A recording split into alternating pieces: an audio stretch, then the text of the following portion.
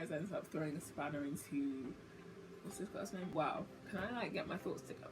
Can I try? I don't know. I'm gonna scrap all of that, I think, because it was nonsense. Oh my gosh, when I don't film for more than 2 minutes, I just completely forget how to do this. Hi guys, welcome back to my channel. Today's video is going to be my May and June reading wrap up. And also, side note, it is super hot right now, hence why the fan is on. I don't have any fancy AC, so try not to mind the fan too much. You may or may not have noticed that there was no reading wrap up last month, which is why May and June have been combined in this video. 2 months may have passed, right? But did not end up reading that much, unfortunately. The first book that I want to talk about is an audiobook, and that is Taraji P. Henson's autobiography called Around the Way Girl. I listened to it on my phone. Here's the cover of the book, or a picture more accurately of the cover of the book. I really enjoyed Taraji's I feel weird calling her Taraji, like I don't know her like that, so I'm gonna call her full name Taraji P. Henson. I really enjoyed her autobiography, and I think I especially enjoyed it because I read the audiobook, and I think because she was the one narrating it, it just made it more of a personable experience. So I literally felt like she was just telling me stories about her life. Going forward, when I'm gonna read a celebrity memoir, autobiography, or whatever, if the author themselves is the one that narrates it, then I'm going for the audiobook every time. It was so cool just having her voice literally in my ears telling me about everything that she's like experienced so far in her life. I gave it 5 stars, and I think, if I'm not mistaken, so far this year, nah, I'm wrong, I was gonna say it's the first book I've given 5 stars, but it's not. Taraji's 48 and she has lived a lot of life so far. This book came out a couple of years ago, so she's a bit younger, but either way, like, she's lived a lot of life in not that much time. In her book, she touches on her parents' separation, her relationship with her dad's domestic abuse of her mum, his sort of struggles, and then like his redemption story, I guess you could say, her relationship with her son's father, his death, her dad's death, and just a lot of stuff in between. Her determination to make it in Hollywood, all the steps she had to take, because she got pregnant with her son during her junior year at Howard University, and she still graduated on time. Her son was there with her. That was an amazing story. I love that. How she had to work a few different jobs at several different times. Like, her mum was a single mum, and then she was a single mum, and how her mum's struggles were then her struggles when she herself found herself in a very similar position. The breakup of her relationship with her son's father. Just so much stuff is touched on. She just has so much to share with us as the readers, and I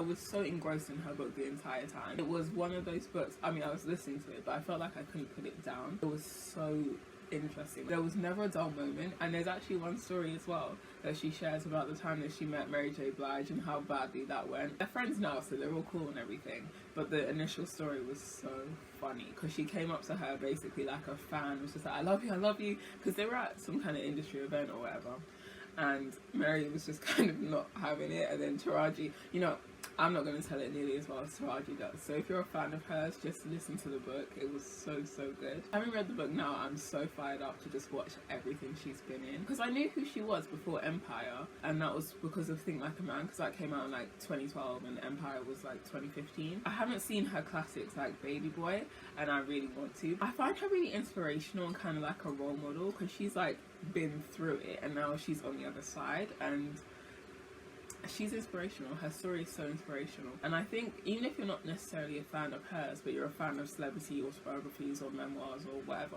and I think it's definitely worth checking out. Her dad as well was so funny. All the stories she told about him, you just had a full image of what he must have been like. Obviously he was a real person, he was her dad and everything, but you could fully imagine him, like, from the stuff that she was sharing. He wasn't a perfect person, but he turned himself and his life around, and I really respect that. Like, he acknowledged his past wrongs, and he did his best to atone for it and make up for it for like the rest of his life, and his love for his daughter was just so unwavering the entire time. Taraji P. Henson just seems like a funny, no-nonsense, determined woman, and like I've said probably 1,000 times, she's really inspirational, and her story is definitely worth a read. And if you can, listen to the audiobook, because it just makes the experience like 10 times better. I'm sure I would have loved the book anyway, but listening to it as an audiobook just took my love from here to here, I think. Yes, that was the first book that I listened to, and I got the audiobook through Overdrive through my library. My voice is so raspy, girl. Let me turn down the fan just a little bit. That's better, because you can still hear it, but it's not quite as loud. So the next book I read was also a library book, but I do still have the physical copy, and that book is Love and Gelato by Jenna Evans Welch. super reflective as usual. In Love and Gelato, our main character Lena has just moved from America to Italy to live with her father, who is virtually a complete stranger because she's never met him before, and her mum has just died. So as well as going through the trauma of that, she's now adjusting to a new country with a person she's never met before, and she's not really digging it, to be honest. But the reason that she's done it is because it's her mum's last wish for her to go to Italy and to get to know her father. And as I'm sure you can tell from the title, there's plenty of love and gelato in the mix as well. I was actually quite surprised by how much I enjoyed this book. So I do generally try and pick up books that I have a feeling that I'm going to enjoy, but I was still surprised by how much I did end up enjoying this book. Essentially, I went into it thinking it would just be okay, but I was actually pleasantly surprised by how much I enjoyed it. Like, it was really cutesy and fun, and I liked how it was set in Italy because I actually went to Rome a few summers ago. It was a good time. I really liked Rome. I want to go back there at some point. The book is set in more than just Rome, but I think having been to Rome before, it helped me create a bit of an image of like the places they were going. But I feel like even if I hadn't been to Rome, I still would have been able to come up with similar imagery in my own head, because the way that the details were described were just like top notch. It let my imagination sort of run wild, and I could see Lena and what was his name? I want to say Marco, but that's wrong. Maximilian? I feel like I'm just making stuff up now. Ren, his name was Ren. I can see Lena and Ren just like in the streets of Rome. I didn't think it was the best book ever, but as far as cutesy, summary, romancy, YA books go, I thought it was pretty good, and I ended up giving it 4 stars. And it was actually cute, because I've read a fair few YA novels that are supposed to be cute, but for me, just completely missed the mark and ended up being just cringe. Like I said, it wasn't perfect, but I didn't get that cringy vibe with it. I mean, like, it was a little insta-lovey. When you read romance YA, you just know that there's a good chance that insta-love is going to rear its head at some point, and it did in this book, but not in a way that I thought was completely ridiculous. Because like, when you imagine summer and like the sunshine and ice cream and whatever, we just get caught up in stuff and things happen, you know what I mean? I like the characters and the way that they were written and the romance that developed between them. I feel like all the characters were quite well developed, and I like that. Nobody felt two-dimensional or anything. Even though the book wasn't perfect, there's nothing glaringly obvious that I would change. Like, it was a cute summary book and I enjoyed it. Really simple as that. Next, I feel like we're knocking these out today, you know. Okay, so the next book I read was The Truth About Forever by Sarah Dessen. This book is my book, so no dust jacket, giving us awful reflectiveness. So in this book, our main character is Macy, and she's 16 years old, and she's looking forward to a super boring summer. But at the beginning of the book, she sees no issue with like her life and the way it is. So she has this boyfriend, Jason, who's just gone off to like a summer camp or program or something to do with like computing or like politics or something like that. I can't quite remember, but something like nerdy, right? So he's gone off to do that, and he works in the library, and she's going to be taking over that job for a bit for him, like to help him out or whatever. They've been together like 2 years, 3 years, something like that. As well as doing that, she just studies for her SATs all the time. We call them SATs here, but in America they call them the SATs. She also helps her mum out with her like real estate business, and her dad has died as well, not too long ago from when the book starts. Something like 9 months, I think, 9-10 months. And they don't really talk about him, the fact that he's dead, how he died, the fact that she was there when he died. Like, they don't really talk about it, like her and her mum. They just sort of keep on trucking and do this weird small talk thing with each other. They don't really talk properly. She's doing her thing, you know, her routine that she sees no issues with. She does the same thing pretty much every day until she meets Delia, who runs this catering company called Wish. Delia runs her catering company and is supported by a few people, 2 of whom are her nephews, and one of them is particularly handsome. His name is Wes, and as you can imagine, Wes ends up throwing a spanner into Macy's life, and things sort of ensue from there. This fan has tried my throat all the way out.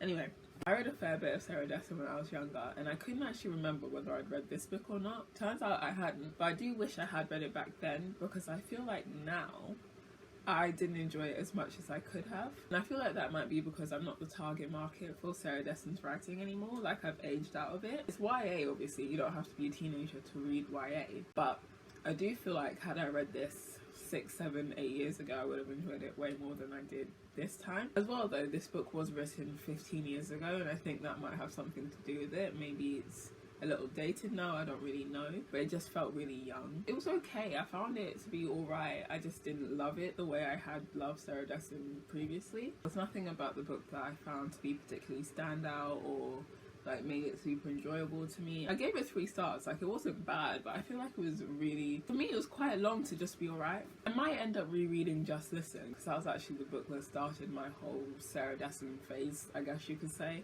And I remember really liking that book at that time, so it'd be interesting to see if I feel the same way about it now. On to the 4th and final book that I read between May and June, and that was Speak by Laurie Halls Anderson. So at the beginning of Speak, our main character Melinda has just started high school and is essentially a social outcast. Like, nobody really engages with her whatsoever. The friend group that she had in middle school has broken up and everybody's pretty much splintered into different directions, and she is effectively just on her own. It's pretty clear from the outset of the novel that something happened during the summer between middle school and high school. It's just not immediately clear what it is. As you read the book a little bit more, it becomes pretty obvious, at least it did to me, what has happened to her. This is kind of a spoiler, but trigger warning for rape. Because of the trauma that she's been through, she's pretty much stopped talking altogether. Occasionally she says a few words, but it's pretty much like radio silence on her end. Because she doesn't speak and has been unable to find the words to express what happened to her, she just, I guess, she's just carried on, but she's not herself. She's completely different. She's not taking care of herself. But the people in her life just see that. Not to like put blame on any of the other characters or anything, although I feel like some blame does like certain doors. Nobody seems to want to delve into why she's different now, why she doesn't talk anymore. The overwhelming response to her silence just seems to be anger and annoyance from other people, and just, oh, she's weird, and like writing her off. Even that her former friends, one of which seems to have had like a personality transplant between middle school and high school, and like this one fake friend who pops up in the book that just like attaches herself to her and then dips when a better offer comes along. Nobody seems to really ask the right questions or just pay like close enough attention to realize that she's just really struggling with something. This book actually came out 20 years ago this year, so it's quite dated in a sense, but not really, because the experiences of Melinda are still quite relevant today. Like, aside from her trauma that she went through, like her friends who just switch up on her and start acting completely different, I think that's something that everybody can pretty much relate to. But also just like the general, I guess, high school, like here's secondary school, but just the general high school experience I think is somewhat still similar. Although American high schools and British secondary schools are very different, I think, at least. I mean, I've never gone to an American high school, but just the way it's portrayed and the way things are here, I would say they're quite different. I ended up giving Speak 3 stars. I think the story flowed really well and was a quick enough read. I just wish I'd been able to read it in school just so I could dissect it and delve into it a little bit more. So that is the end of my reading wrap up for May and June, and if you didn't total it up, let me do it for you. In 2 months I only managed to read 4 books. 4 books between 2 months isn't terrible, but I'm trying to hit 52 books read this year, so I really need to step my game up. I said earlier in the year that I only ever wanted to be like 2 books behind on my reading challenge. At this point I'm something like 7 if not 8 books behind, which is just, it's not ideal. It's not ideal. I'm trying to close the gap. I feel like I've been saying that all year, but guys, I'm really trying, okay? So don't give up on me. Don't give up on me. That's the end of the video though. Thank you for watching. If you like this video, please remember to like, comment and subscribe to my channel if you haven't already. I also do different types of videos on this channel. I do hauls, reviews, the occasional lookbooks. So if any of that sounds interesting to you, go ahead and click on one of the suggestions on the screen. Subscribe here, by the way. That button should be there. My TBR should be going up soon as well, so look out for that. And yeah, thank you again for watching, and I will see you in my next video. Bye. I'd have been able to double out my voice. Can you hear that? This is why you make notes, because you end up just going off on tangents. Like, that went left so fast. So me giving this stuff 5 star, help me, someone, anyone.